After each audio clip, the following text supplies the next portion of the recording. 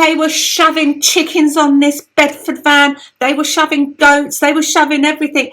And we packed everything up and we just drove like the clappers up the mountainside, round those hairpin bends. Like, it was a farce. And I'm like, and all I could hear was, the Turkey are coming. I'm like, I really can't handle this much longer. What is going on why is my life like this? Why is my life like this?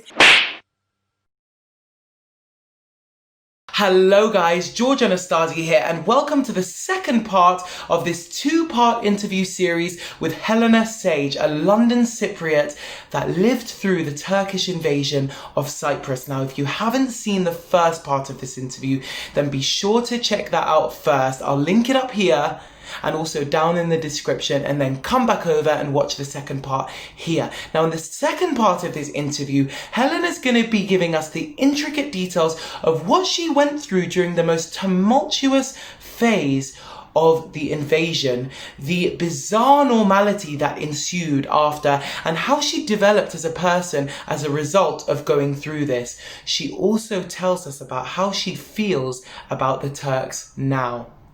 And as usual, if you like this content and you'd like to see more interviews like this, then definitely be sure to subscribe to my channel by clicking the red button below, show your support. And also, if you got any interview ideas about the Greek or Cypriot diaspora or any burning questions, then be sure to comment below. All right, guys, let's get into this interview. See ya! What were the kind of conversations you heard, like, in the kitchen with your aunts and uncles during this period? Like, what were the kind of things that you would hear? Well, my dad was a member of AGEL, which is basically a communist party. And I think that's another one of the reasons why he left the country. Subversively, I'm sure that's something to do with it. So he was very left-wing. And he was very political, but he's mellowed in his old age. He's more of a socialist nowadays. And they were horrified by the right-wing coup, absolutely horrified. So him and my uncles were totally against it. And I don't know if you understand the political situation in Cyprus, but the coup was totally against the treaty that the UK had signed with Greece and Turkey, saying that Cyprus is an independent nation and it should not have any influence from either Turkey or Cyprus. So I think that day in my dad's shop with all my uncles and listening to the radio, I think they knew that that was signing like a death knell for Cyprus's independence, to have a mainland Greek-backed military coup on the island. And they were almost like expecting, I got the impression they were expecting some kind of repercussion from the Turkish side. But I don't think they actually ever envisaged it would have been what it was. But I think my dad and all my uncles were politically savvy enough to know that it would not go unpunished in some shape or form, because it was totally contrary to the agreement that there would be no right-wing military influence from mainland Greece. And my dad was totally against any influence from mainland Greece. He's very much a Cypriot, he's not a Greek, he's Cypriot. So he was all for a socialist Cypriot Cyprus run by its own people. So he was actually quite horrified by the right-wing coup. And he was no fan of Makarios. He thought he was siding with the Greeks too much. So the feeling I got on that day was, oh my God, what's going to happen next? They knew there would be some kind of protest or something by Turkey, maybe some skirmishes, but I don't think they were prepared for what actually happened next. That night we all went home, and everybody was put on curfew, so we had to be home by a certain time. All along the main streets, tanks were rolling by the junta that had taken over the army, were patrolling the streets.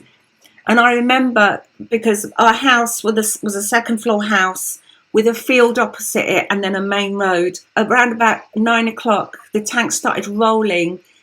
A lot of the street lights had gone out. They kind of dimmed the street lights. It was quite dark out there because of the curfew. I don't know if that was done on purpose or for what reason.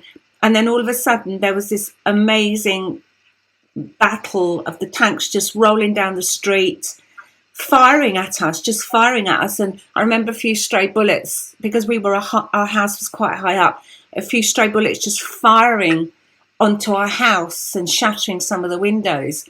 This was our army firing on us, remember? So it was, and my dad, I've never seen him so excited. Instead of, we were all cowering under furniture and under tables, he was standing by the window looking outside, like giving us a blow by blow, like, I'm your correspondent for Guy Magdalene account. And my mum was just screaming at him, that's a gather.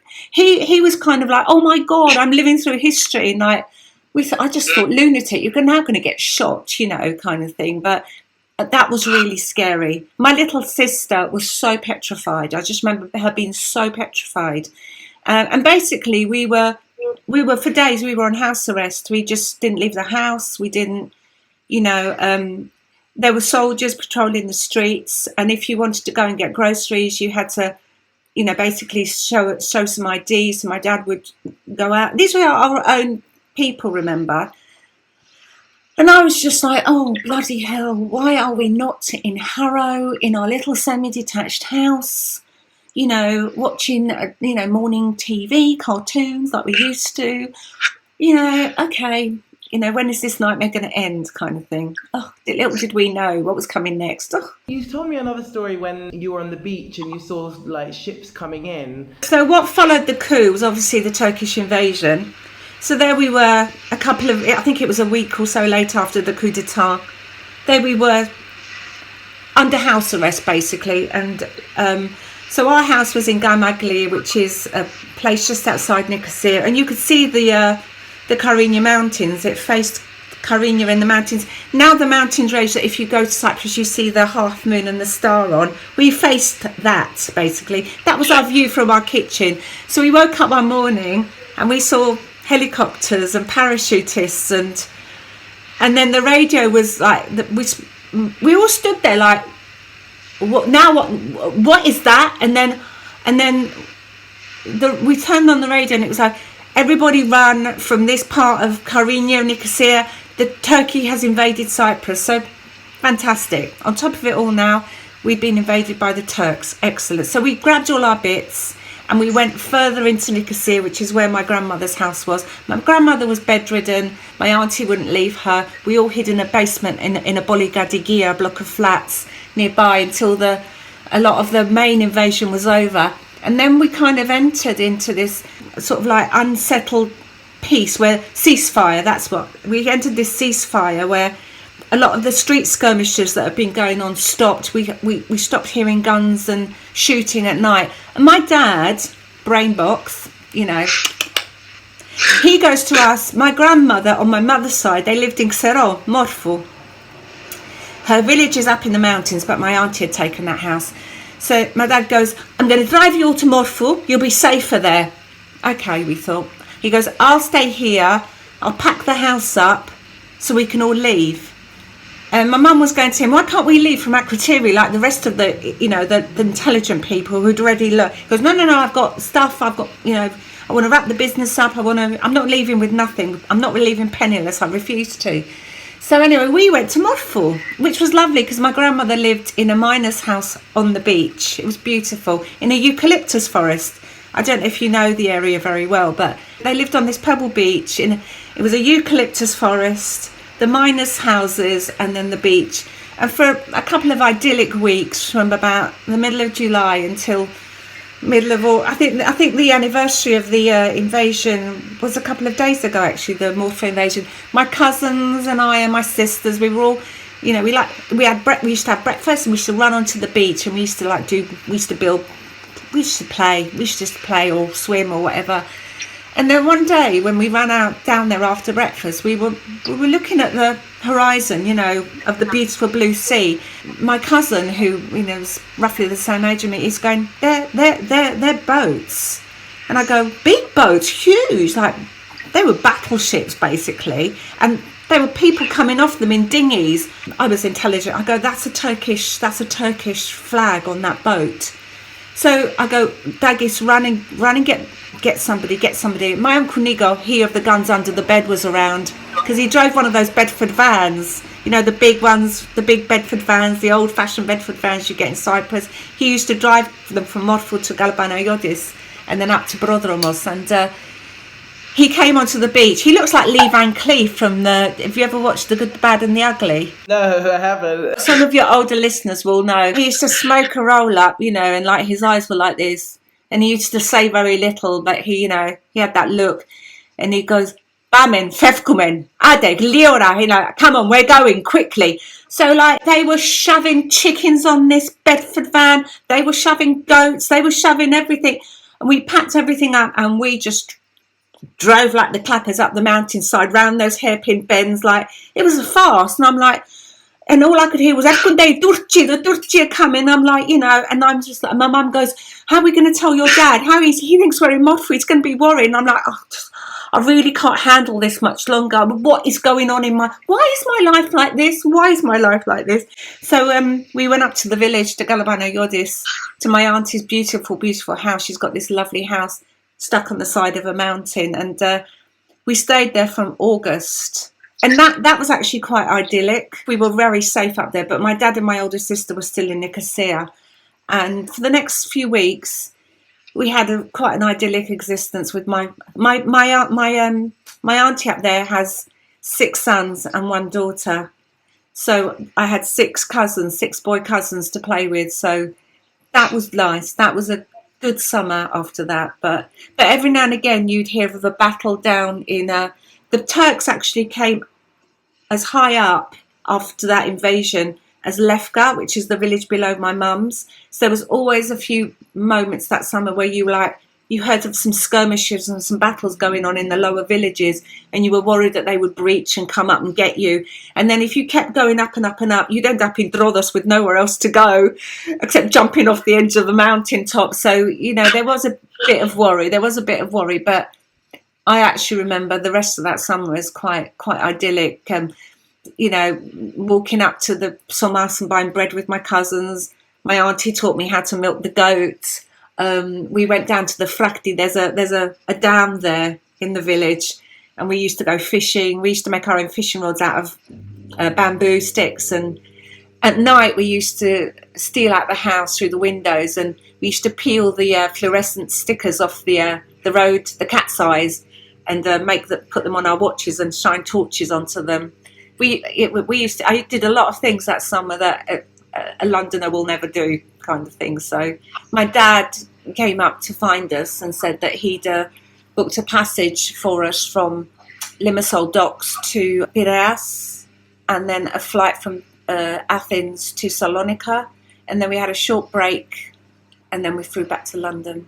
Before you moved back to London, didn't you mention that it was a while before your dad wanted to leave because he couldn't come to grips with the fact that it had actually happened? He took longer than everybody else to go, because I remember roughly the same time that we left London to go to Cyprus, my dad's sister and her family did the same thing, because I think they were encouraged by the fact that my dad was repacked. So they did as well. They were living in Cyprus. They were actually living in Limassol, so they didn't really see very much of anything.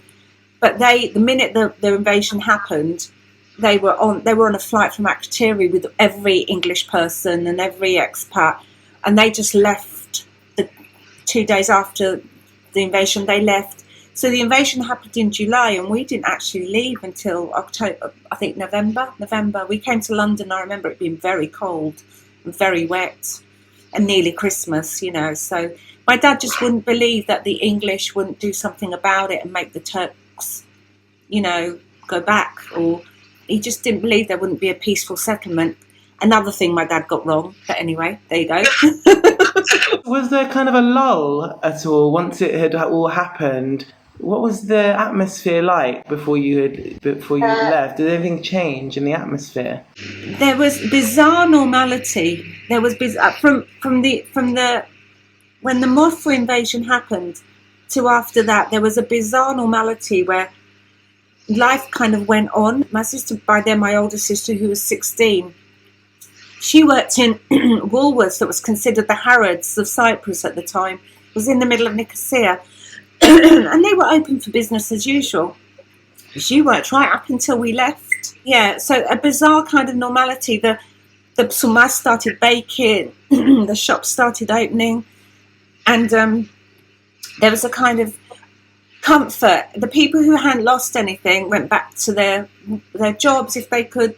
They went back to the houses. But there was all these displaced people around about Larnaca in refugee camps and, you know, different places to the south and Limassol. There was all these, and a lot of the Turks had fled their villages. So their villages were empty. So I remember, I might have got the timing wrong. I just remember going to visit an uncle who had lived near Salamis Bay in Famagusta, and now he was occupying a village called Gridudera in Bafo. I know Gridudera, yeah. It had been a Turkish village, and he'd just taken an empty house and just moved in with his family.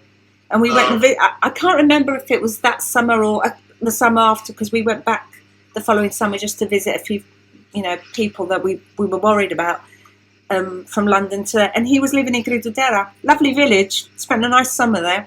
You know Gridudera? Yeah, not many people know Gridudera. I'm Bafidis, I'm from Bafo, so I'm really familiar around that area, and I used to go to Gridudera. We used to do school trips when I was in Cyprus. We would go up to Gridudera and do like kayaking and things like that, and we'd stay in the village. It was a very cute little village, very populated by older people, quiet village, but I really liked it. I'll tell you a story. I mean, when my uncle lived there for many years until he was given some refugee money to build his own house, and I left when I was 12. So when I was nearly 14, my dad saved enough money and he went back. We went back for a holiday.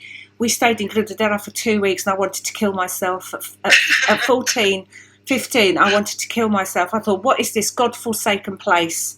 There's only donkeys, chickens and goats here, and I wanted to go back to Bafo, central Bafo, where all the clubs were, and even that wasn't anything on a patch on Nicosia, but I've grown to love Gridudera. I've grown to love it now that I'm older. Mesa Horion and Gathigas and all those little villages, I love them. That's where my sister lives now, in Mesa Horion.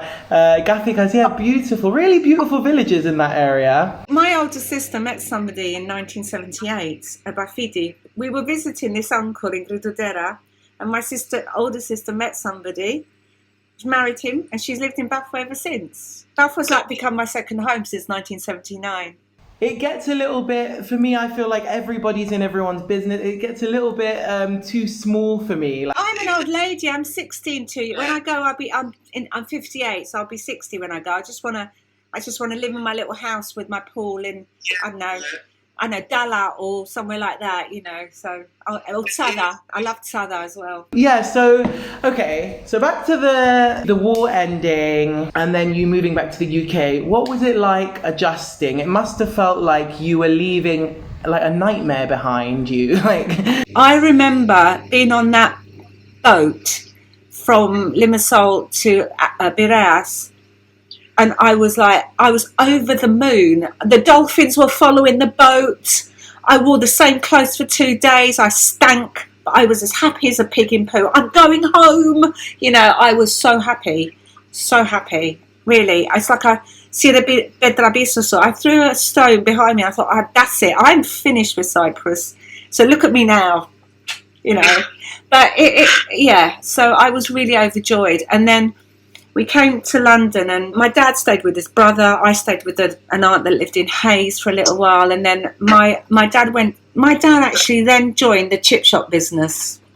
He actually went and saw a friend of his and said, I need a job. And my uncle, who owned a really, really successful chip shop business, gave him a job, and he also gave us somewhere to live, which was this one room, smaller than the one you can see behind me, and all 6 of us slept in that room and shared a bathroom with a Greek student from, I don't know, one of the Greek islands. And we lived in there for a year.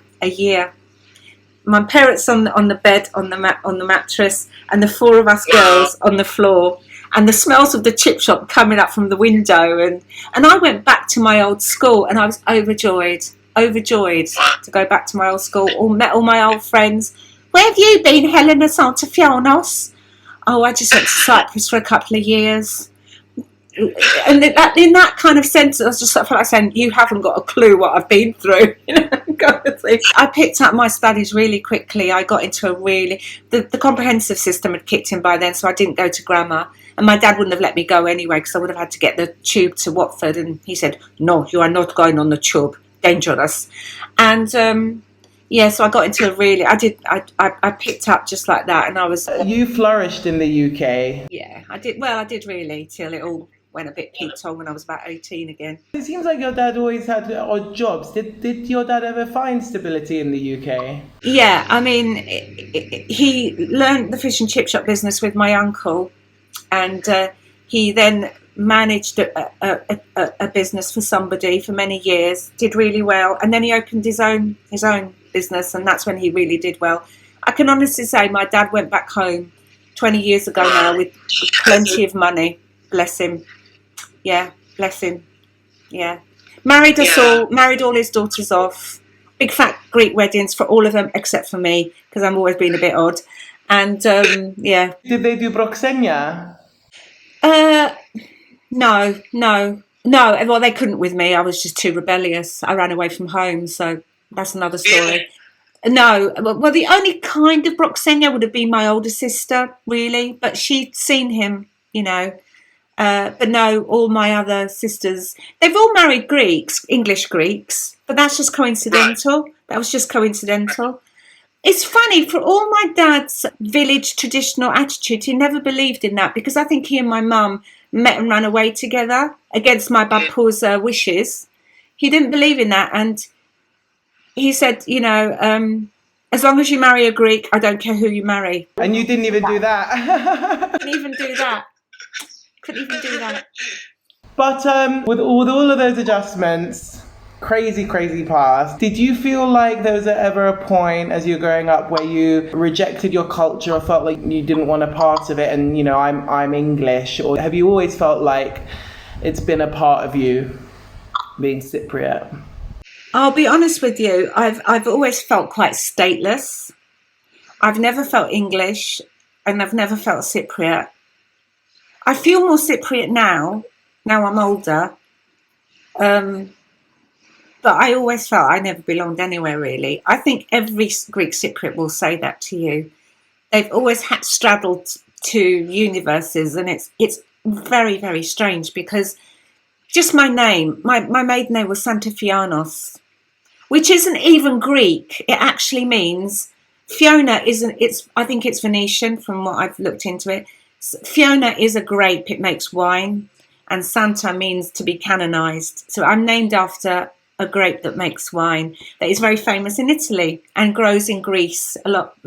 So I don't know where my name came from, So I've never really felt 100% Cypriot. I've never felt 100% English. When people say, but you were born in England, I go, no, I wasn't even born in London. I was actually born in Nicosia.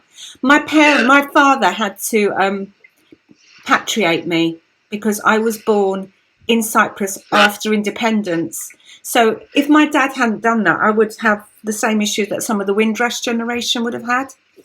So I wasn't entitled automatically to a British passport. I had to be patriated through my parents. So I feel quite stateless. My husband his father was a Russian Jew. My son's just walked in. Alex? No, I know. And Alexandros. And my father-in-law was a Russian Jew. My mother-in-law was a Cockney from Islington. So my children are quarter Jewish, quarter English, half Cypriot. So they're kind of international. My husband has totally adopted my culture. He speaks Greek. He's been christened. He's got a dada and a nonna. So, yeah, as I've got older, I've become more Cypriot. And I'll be really honest with you, since Brexit, I've kind of had a bit of a freak out about how you can be very English but not English. I have felt even more less English because of Brexit, because I've been a bit shocked by just some people's behaviours. It's like, my God, do you include me in some of your conversations? So yeah, I've always felt a bit odd, And I'm worried, actually, in case I go and retire in Cyprus and I still feel a bit odd, but who knows? Was it important for you to influence your children with Greek culture, for them to learn Greek and things like that? Do you know, I never thought about it. I never thought. There was one thing I was really adamant that they would be christened. And I don't know why, because I'm not religious, but they would be christened. I suppose it's because I know I'd upset my mum and my dad so much with all the things I'd done that there was no way they were going to be brought up Jewish. So that's. But, Greek families are so in your face and so big and so loud that, and the English side of my in-laws were so quiet, and that it was just my husband, his brother, and his parents, and then my father-in-law died quite soon after I got married. That I think my children didn't really have a choice. They just got bombarded with this culture. Do they know Greek? My oldest son is quite good, but since my parents left the country, they've lost it a little bit, I'm the same. I'm in Greece at the moment, and I'm always trying to converse in Greek, but constantly embarrassed because I'm always making mistakes, and it's always so obvious to them that I'm not completely Greek, or I've got some English in me or something. So I've sort of now resorted to talking English. I do it sometimes, but I just get so mortified when I make a mistake or when they respond to me in English, because it's almost as though they can immediately tell that I'm not Greek. So my husband is actually bloody amazing. His Greek is so good, and I it's taken him 37 years. Come on, but Well, that gives me hope, because I want to learn. So that gives me hope, actually, that you can, even if you're not Greek at all. Listen, the important stuff. You can order food. Yeah. Yeah, souvlaki, patates, θέλω νερό, θέλω καφέ, θέλω... But I get confused with the mia and ena and all of that kind of thing. Anastasia's in Hanya at the moment with her cousins Adamos and Luga, and they're getting by. They're getting by, they said. But I wish they spoke better. But like your mum, I think in English, I can switch it, and a couple of weeks in Cyprus, and I'm really good. But it doesn't, like I say, since my parents left and they were the excuse to talk the language, there's no reason to use it. So you get rusty. At one point, I spent 3 months in Bremen in Germany when I was 16, 17, because I have an uncle who married a German woman. My family all over the world, by the way.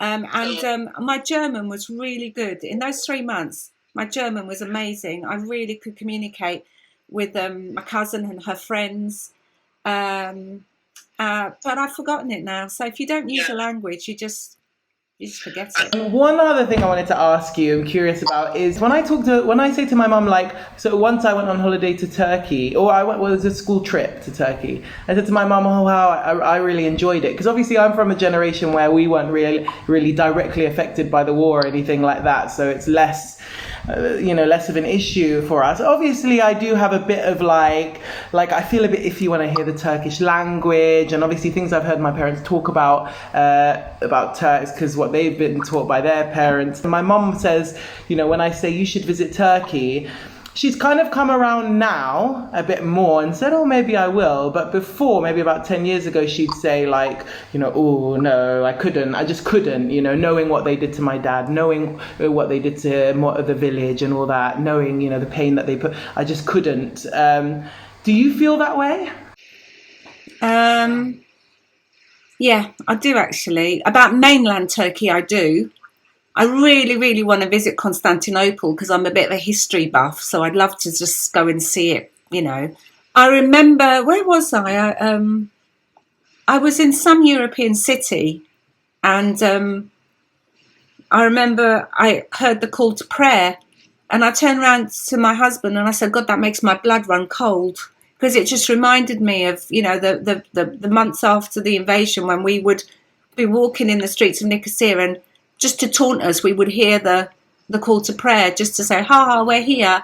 So now, yeah, I do feel like that about the mainland Turks. I do. I'm like your mum.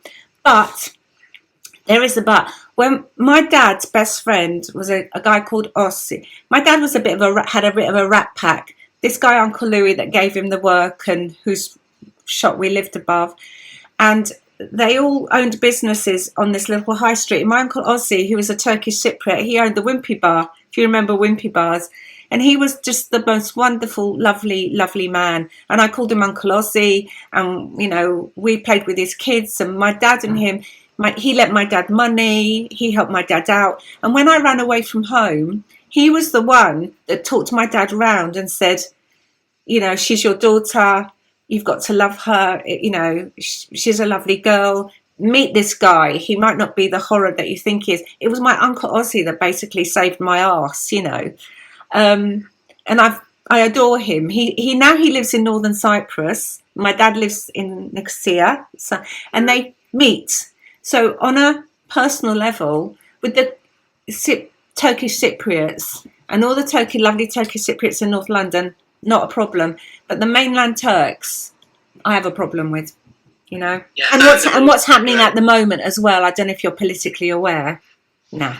I could talk to you for hours. Honestly, I have a million more questions in my mind, and maybe we can do a second interview because you've got what it seems like, as we've spoken on the phone before, is you've got like a whole other chapter in the years following.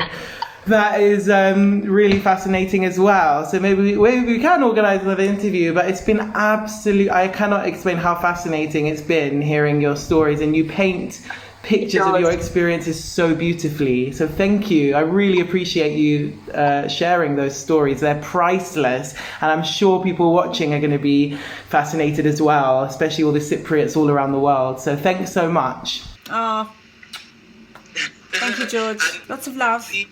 I'm going up to North London for a souvla now. What else do Greeks do? Hadi. Hadi. That's great. Şeredizmada. Have a lovely day, and get in touch if you want to talk anymore.